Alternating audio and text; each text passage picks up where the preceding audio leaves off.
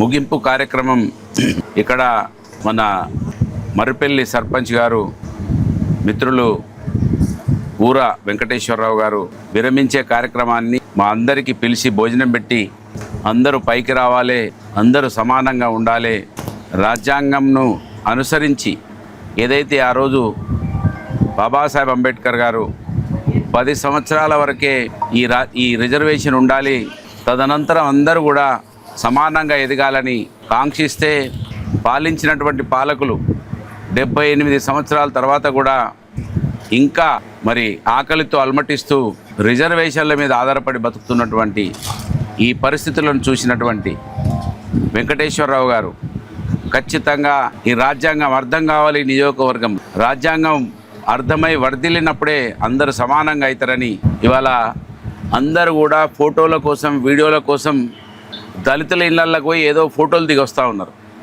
కానీ వెంకటేశ్వరరావు గారు ఆయనే స్వయంగా మీరు మా ఇంటికి రావాలి, నేను భోజనం పెడతా అని ఆహ్వానించి ఈ కార్యక్రమానికి మద్దతు ఇచ్చినందుకు హృదయపూర్వకంగా ఆయనకు శిరస్సు వంచి ధన్యవాదాలు తెలియజేస్తూ, మరి మహనీయుల దీక్ష ఇది పూనుకోవడానికి కారణం ఈ నియోజకవర్గంలో ఎక్కువ శాతం ఉన్నటువంటి 80% పైబడి ఉన్నటువంటి వర్గాలకి న్యాయం జరగడం లేదు. న్యాయం జరగకపోవడానికి కారణం ఇక్కడ మహనీయులు ఎవరికి తెలియదు, రాజ్యాంగంలో ఏం రాసినదో తెలియదు.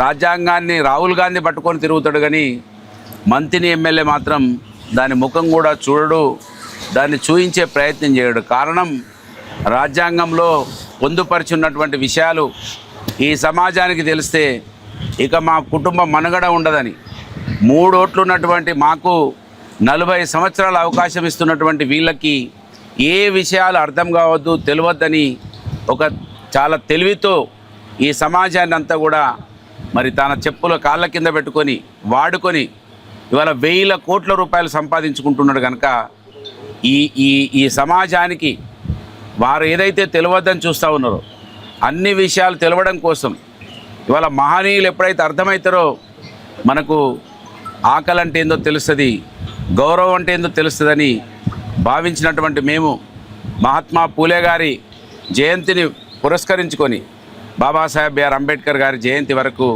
ఈ కార్యక్రమం ద్వారా ఈ నియోజకవర్గంలో ఉన్నటువంటి ఎక్కువ శాతం ఉన్నటువంటి బీసీలు, ఎస్సీలు, ఎస్టీలు, అగ్రవర్ణాలలో ఉన్నటువంటి పేదలు, మైనార్టీలు వీళ్ళందరికీ చైతన్యం కోసం ఈ దీక్ష కార్యక్రమాన్ని కొనసాగిస్తూ ఉన్నాం.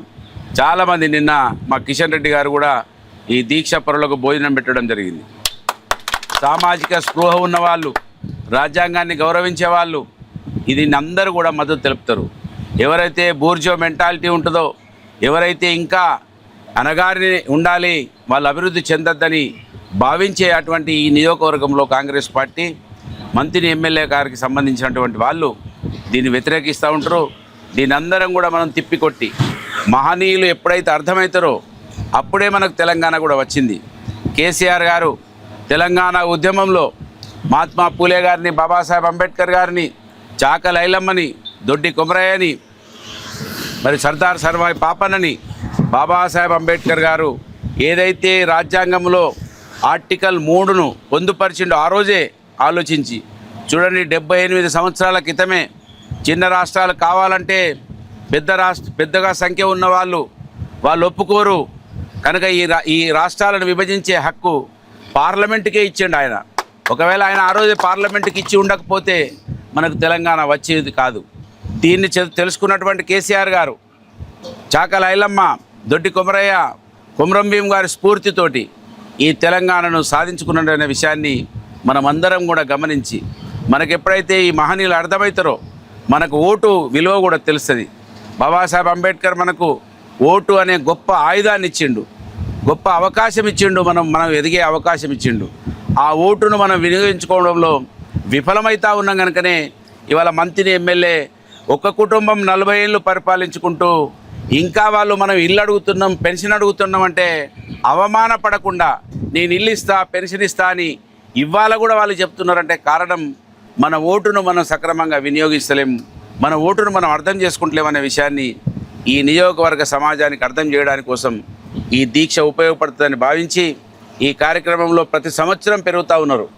మమ్మల్ని అర్థం చేసుకున్న వాళ్ళు, మహనీయులను తెలుసుకోవాలనుకునే వాళ్ళు, ఈ నియోజకవర్గంలో మేము రాజులు కావాలనుకునే వాళ్ళు, మేము కూడా పరిపాలనకు రావాలనుకునే వాళ్ళు ఈ దీక్షలో ఇవాళ దాదాపు 100కు పైచిలకు ఈ దీక్షను పూనుకొని ముందుకు వస్తూ ఉన్నారు. వచ్చే సంవత్సరం కూడా ఇదే విధంగా కొనసాగుతుంది. ప్రతి సంవత్సరం మహనీయుల దీక్ష కార్యక్రమాలు కొనసాగుతూనే ఉంటాయని విషయాన్ని తెలియజేస్తూ, మాకు భోజనం పెట్టిన వెంకటేశ్వరరావు గారికి, వారు ఏదైతే భోజనం పెడతా అంటే ఈ గ్రామానికి సంబంధించినటువంటి మా అన్న తమ్ముళ్ళు అక్క చెల్లెలందరూ, సర్పంచ్ ఒక్కడే ఉంటాడు, మరి ఆయన ఏది ప్రజాసేవ కోసమే పెళ్లి కూడా చేసుకోకుంటున్నాడు కనుక అందరూ కూడా వాళ్ళే సహకరించి భోజనాలు అందరూ తయారు చేసి మంచి చక్కటి భోజనాన్ని పెట్టిన మా మర్రిపల్లి గ్రామస్తులందరికీ, ఈ గ్రామ పంచాయతీ సభ్యులందరికీ హృదయపూర్వకంగా శిరస్సు వంచి ధన్యవాదాలు. జై భీమ్, జై పూలే, జై అంబేద్కర్.